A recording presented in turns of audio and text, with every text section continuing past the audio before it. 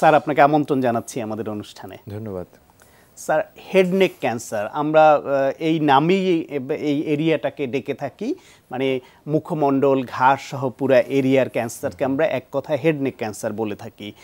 Head neck ক্যান্সারের মধ্যে বিভিন্ন ধরনের ক্যান্সার হয় আমরা জানি, তো কমনলি কি ধরনের ক্যান্সার হয় এই এলাকাতে? আমরা হেড নেক ক্যান্সার আসলে হলো যে আপনি যেটা বলেছেন যে মানে ঠোঁট থেকে শুরু করে মুখগহ্বর পুরো গলা এই পুরো অংশটুকুই, ব্রেন ছাড়া পুরো অংশটুকুই হেড নেক ক্যান্সারের অন্তর্ভুক্ত।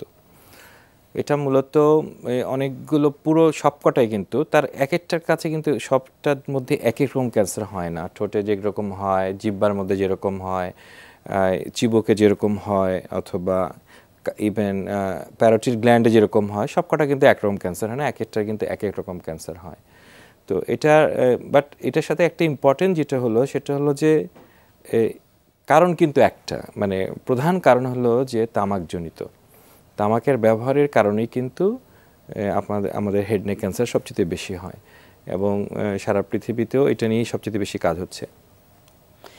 এই ক্যান্সারের ধরনের তো পার্থক্য আছে, যেটা আপনি বলছিলেন যে গলায় কিছু ক্যান্সার বেশি হয়, মুখের মধ্যে কিছু ক্যান্সার বেশি হয়, এবং কি চোয়ালের ক্যান্সার। তো তার মধ্যে কিছু ক্যান্সার তুলনামূলকভাবে চিকিৎসা করলে দ্রুত ভালো হয়, কিছু ক্যান্সার জটিল। এই অবস্থায় একজন রোগী যখন পড়েন তখন সেটাকে কনফার্ম করার উপায় কি, যে তার কি ধরনের ক্যান্সার হয়েছে এবং কি চিকিৎসা লাগবে? সাধারণত যেটা আমাদের জন্য, আমি একটু পিছন থেকে আসতে চাই। একটা হলো যে আরেকটা কথা বলা দরকার ছিল, সেটা হলো যে তামাকের সাথে যে জিনিসটা গুরুত্বপূর্ণ, যে কারণটা আজকে পৃথিবীতে সবচেয়ে গুরুত্বপূর্ণ হিসেবে বিবেচিত হচ্ছে বিশেষ করে মুখের ক্যান্সারের জন্য, সেটা হলো হিউম্যান প্যাপিলোমা ভাইরাস ইনফেকশন। এবং এটা প্রমাণিত হয়েছে যে হিউম্যান প্যাপিলোমা ভাইরাস ইনফেকশনের কারণেও কিন্তু এটা একটা ভাইরাস যার কারণে হচ্ছে, এটা একটা ইম্পর্টেন্ট কথা। কিন্তু এখন এই ক্যান্সারগুলো কিন্তু বেশিরভাগ ক্ষেত্রে দেখা যায় যে লিম্ফেটিক মেটাস্টেসিস হতে থাকে এবং আশেপাশে লিম্ফ নোডসগুলোতে, লসিকা গ্রন্থিগুলোতে ছড়িয়ে যায়। যদি লসিকা গ্রন্থিতে ছড়িয়ে যায় তাহলে তো আমরা এটাকে মেটাস্টেসিস বলি। তো সেই সময় কিন্তু ওই জায়গার থেকে আমরা সাধারণত এফএনসি চাইতে আমরা আসলে কোর বায়োপসিকে বেশি গুরুত্ব দিয়ে থাকি, অথবা পুরো লিম্ফ নোডটাকে বায়োপসি করা, অথবা যেহেতু এগুলো অনেকগুলো অ্যাক্সেসেবল সাইট, মানে যেখানে ইচ্ছা করলে বায়োপসি নেওয়া যায়, তো বায়োপসি যদি আমরা নিতে পারি, মাংসপেশি পরীক্ষা করতে পারি, তাহলে সবচেয়ে বেশি ভালো। আর যদি নাই পারি তাহলে সেক্ষেত্রে কমপক্ষে কোর বায়োপসি, কিন্তু এফএনসি আসলে আজকালে আমার কাছে, আমি ব্যক্তিগতভাবে খুব বেশি প্রেফার করি না। লিম্ফ নোডে হলো এফএনসির থেকে কোর বায়োপসি করা যায়। জি, কারণ কোর বায়োপসি করলে আমাদের কাছে পুরো অনেকগুলো কোষের সম্পর্কে তথ্যটা পাওয়া যায়, এবং আমরা বলে দিই, মানে হিস্টোপ্যাথোলজিস্ট বলে দিতে পারেন যে আসলে এটা কোন ধরনের ক্যান্সার। তো ক্যান্সার হলেই তো আমরা সবাই খুব স্বাভাবিকভাবেই আমরা সবাই ভেঙে পড়ি যে ক্যান্সার মানি আমার বোধহয় শেষ। কিন্তু এখন ক্যান্সারের অনেক আধুনিক চিকিৎসা আছে এবং আসার কথা হচ্ছে অনেক ক্যান্সারেই আরোগ্য লাভ সম্ভব। হেড নেক ক্যান্সারের বেলায় এই আরোগ্য লাভের সম্ভাবনা কতখানি? এটা একটা আসলে খুবই চমৎকার প্রশ্ন। কারণ হচ্ছে যে এই বর্তমান সময়ে, বর্তমান যুগে হেড নেক ক্যান্সারের চিকিৎসা করে রোগীকে সম্পূর্ণ সুস্থ করা সম্ভব। কারণ হচ্ছে যদি শল্য চিকিৎসাটা ভালোভাবে করা যায়, তার পরবর্তীতে রেডিয়েশন থেরাপি বা কেমো রেডিয়েশন একসাথে যদি করা যায়, ইভেন কোনো কোনো ক্ষেত্রে আমরা ব্রাকিথেরাপিরও সুযোগ নিয়ে থাকি, এক ধরনের রেডিয়েশন থেরাপি যদি নিতে পারি, তাহলে কিন্তু কোনো কোনো রোগীকে কিন্তু একেবারে সুস্থ করা সম্ভব। এটা তবে সবচেয়ে গুরুত্বপূর্ণ হলো শল্য চিকিৎসাটা যথেষ্ট ভালো এবং গুরুত্বপূর্ণভাবে হতে হবে। এই যে ভালো আরোগ্য লাভ করা বা পরিপূর্ণ সুস্থ হওয়া, সেই জন্য আপনার দর্শকের জন্য পরামর্শ কি, বা যারা এই রোগে আনফরচুনেটলি আক্রান্ত হয়েছেন, পরামর্শ কি যে কোন সময় হলে তার আরোগ্য লাভের সম্ভাবনা বেড়ে যাবে? এবং আপনারা একটা কথা বলে থাকেন 5 ইয়ার্স সার্ভাইভাল রেট, অর্থাৎ হওয়ার পর থেকে চিকিৎসার পর মিনিমাম 5 বছর টাইম তিনি সুস্থভাবে বেঁচে থাকলেন, এবং এই পর্যন্ত সুস্থভাবে বেঁচে থাকলে ধরে নেওয়া যায় যে এই রোগে তার আর ঝুঁকি প্রায় নেই।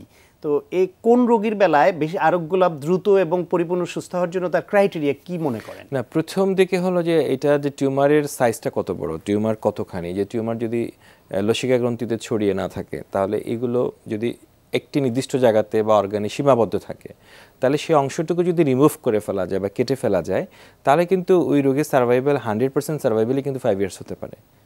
5 ইয়ার্স হতে পারে। 5 ইয়ার্স আসলে অ্যাকচুয়ালি আজকালকার দিনে 5 ইয়ার্সের চাইতে 10 ইয়ার্সের গুরুত্বটা আরও বেড়েছে, কারণ এখন অনেক বেশি, আগের দিনে এটা মনে করা হতো যে মানুষ 5 বছর বাঁচছে কিনা, কারণ যেহেতু মৃত্যু ঝুঁকি অনেক বেশি ছিল, অনেক বেশি দিন মানুষ বাঁচতেন না, তখন সেখানে 5 ইয়ার্সে গুরুত্ব দেওয়া হতো। কিন্তু এখন 10 ইয়ার্স একটা গুরুত্বপূর্ণ হয়ে গেছে, কারণ মানুষ অনেক দিন বাঁচছে, চিকিৎসা নিচ্ছে, শরীরপূর্ণ চিকিৎসা হচ্ছে, ভালো শল্য চিকিৎসা হচ্ছে, সব কিছু হচ্ছে, এবং এখন তো রিকনস্ট্রাকটিভ অনেক ভালো সার্জারি হচ্ছে। এই সুযোগগুলো কিন্তু আগে ছিল না। তো এখন যার কারণে একটা মানুষের কিন্তু 10 ইয়ার সার্ভাইভালও আমরা গুরুত্ব দিয়ে থাকি। তবে প্রাথমিক অবস্থা ধরা পড়লে একজন মানুষের পক্ষে কিন্তু দ্রুত সম্পূর্ণ সুস্থ হওয়া সম্ভব। তার মানে যত দ্রুত চিকিৎসকের কাছে আসবেন এবং যত দ্রুত সঠিক চিকিৎসাটা পাবেন, তার ভালো হওয়ার সম্ভাবনা তত বেশি বাড়বে। তো এই যে আপনার সার্জারির কথা বলছিলেন, যে সার্জারি, ভালো সার্জারি বা শল্য চিকিৎসা দরকার, তার সঙ্গে সঙ্গে বলছিলেন রেডিওথেরাপি এবং কেমোথেরাপি অথবা দুটোই দরকার হতে পারে। রেডিওথেরাপি, কেমোথেরাপি নিয়ে মানুষের মধ্যে এক ধরনের ভীতি কাজ করে যে অনেক দিন ধরে চিকিৎসা নিতে হয়, প্লাস এটা নিলে তার নানান রকমের কষ্ট হয়। এই বিষয়ে আপনার মতামত কি, বা এটা কতখানি আধুনিক হয়েছে, কষ্টটা আগের থেকে কতটা কমেছে? কেমোথেরাপিতে বেশিরভাগ ক্ষেত্রেই আমরা বলি কনকারেন্ট কেমো রেডিয়েশন, মানে রেডিয়েশন থেরাপি এবং কেমোথেরাপি হেডনেক ক্যান্সারের ক্ষেত্রে আমরা একই সময় ব্যবহার করে থাকি বেশিরভাগ ক্ষেত্রে। তো সেটাই রোগীর আরোগ্য লাভের জন্য বেশি সহায়ক হয়।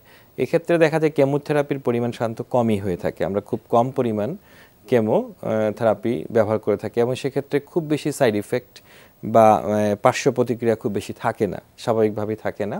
কিন্তু রেডিয়েশন থেরাপির পাশাপাশি যখন হেডনেকের ক্ষেত্রে আমরা দিয়ে থাকি, অনেক সময় আমরা বলি যে মিউকোসাইটিস বা মুখের ভিতরে কিন্তু অনেক ধরনের ছোট ছোট ইনফ্ল্যামেশন হয়ে থাকে, কিন্তু কোনোটাই কিন্তু স্থায়ী না, এটা অস্থায়ী। কিছুদিন পরে সবকটাই ঠিক হয়ে যায় এবং পেশেন্ট সম্পূর্ণ ভালো থাকে, কোনো অসুবিধা নেই, বাট সাময়িকভাবে রোগীর একটু কষ্ট হতে পারে। কেমোথেরাপির বেলায় অনেকের মধ্যে প্রথমে একটা প্রি মাইন্ডসেট থাকে যে তার চুল পড়ে যাবে, তার নানা রকমের সমস্যা হবে। এখন যে হেডনেক ক্যান্সারে আপনারা যে কেমোথেরাপি দিয়ে থাকেন, তাতে কি এই সমস্যাটা কমনলি হয়? কম, খুবই কম। এটা সাধারণত যে সমস্ত ক্ষেত্রে আমরা পরিপূর্ণভাবে শুধু কেমোথেরাপি দিয়ে থাকি কোনো পেশেন্টকে, এবং সব কেমোথেরাপিতে আসলে মানুষের চুল পড়ে না, কোনো কেমোথেরাপিতে চুল পড়ে, এবং সেই সমস্ত হেডনেক ক্যান্সার সাধারণত এই ধরনের কেমোথেরাপি আমরা খুব বেশি ব্যবহার করি না। কিন্তু অন্যান্য রোগীর ক্ষেত্রে, অন্যান্য ক্যান্সারের ক্ষেত্রে যেগুলো ব্যবহার করি, যেহেতু চুল পড়ে যায়, এই জিনিসটা মানে সামাজিকভাবে মানুষের কাছে খুব সহজে চোখে পড়ে, সেই জন্য মানুষ এটাকে অনেক বেশি গুরুত্বপূর্ণ মনে করে।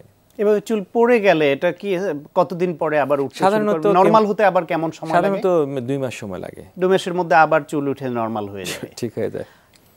রেডিওথেরাপির বেলায় আপনি বলছিলেন যে হেডনেক এই এলাকাতে অনেক গুরুত্বপূর্ণ অঙ্গ আছে, আমরা জানি চোখের ব্যাপারটি আছে, লালা গ্রন্থির ব্যাপার আছে, এখানে টেস্ট বার, জিহ্বা বা মুখের ভেতরে টেস্টের ব্যাপার আছে, গলা, এইসব বেশ কমনলি কি সমস্যা হয় দিলে? কমনলি সাধারণত মিউকোসাইটিসটাই নরমালি রেডিয়েশন থেরাপির সময় বেশি হয়।